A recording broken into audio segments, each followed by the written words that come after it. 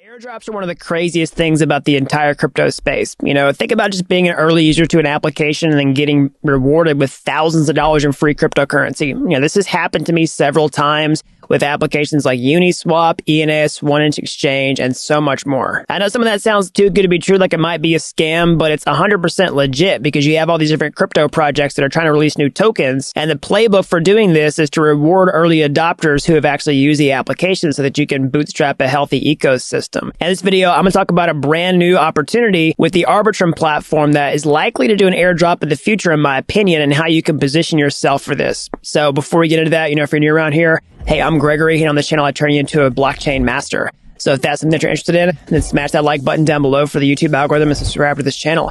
And if you want to learn how to master blockchain step-by-step start to finish, then head on over to dappuniversity.com/bootcamp to get started today.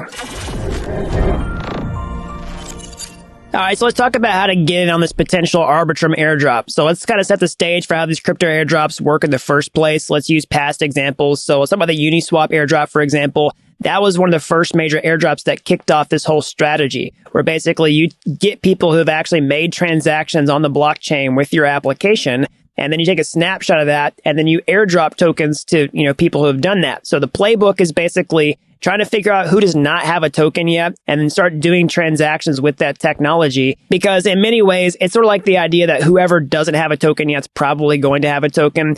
Now, another reason to think that Arbitrum is going to do an airdrop is because, well, guess what? Optimism has done an airdrop. And because it's such a main competitor chain, it stands to reason they're probably going to do an airdrop of some kind. All right, so now let's talk about how to position yourself for this airdrop. Now, full disclosure, there's no way to know exactly how they're going to, reward people. You can go look at other airdrops that happened in the past, like Uniswap, ENS, right?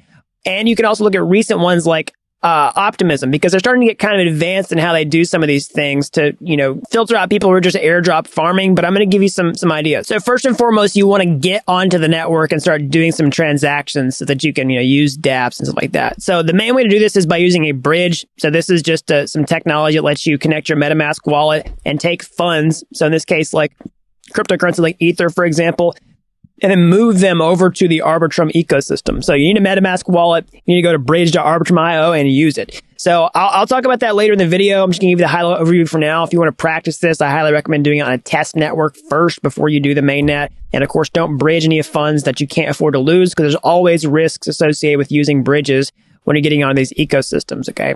So once you're on the ecosystems themselves, you can look at some different applications and start using them, okay? So you can think about lots of applications that exist on Ethereum right now have deployments to Arbitrum, like 1inch Exchange. That'd be a pretty easy strategy, just to swap some tokens, like take your Ether and swap it for USDC and vice versa, or some other coin, right? Or even you had stable coins, you could just swap stable coins around. So one thing I want to mention here also is you're going to need Ether in order to use Arbitrum in the first place, because that's how you pay the gas fees.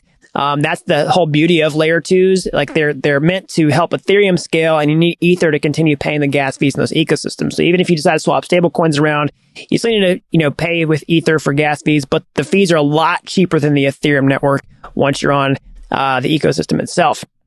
So I want to draw your attention though to two other main efforts that could likely be a factor in who gets airdrops and how much. So the first one is going to be this thing called Arbitrum Odyssey. Okay, so basically Arbitrum Odyssey is going to be an event where you can participate with different projects in Arbitrum, okay, and then you can get rewarded with free to mint NFTs. So that's all I got for today. As always, smash that like button down below for the YouTube algorithm. Subscribe to this channel if you haven't already. It really helps these videos out, so then we'll be learn about blockchain. And if you're as fascinated with this technology as I am, you want to get your hands dirty, how can you get started today? So that's all I've got. And until next time, thanks for watching Dapp University.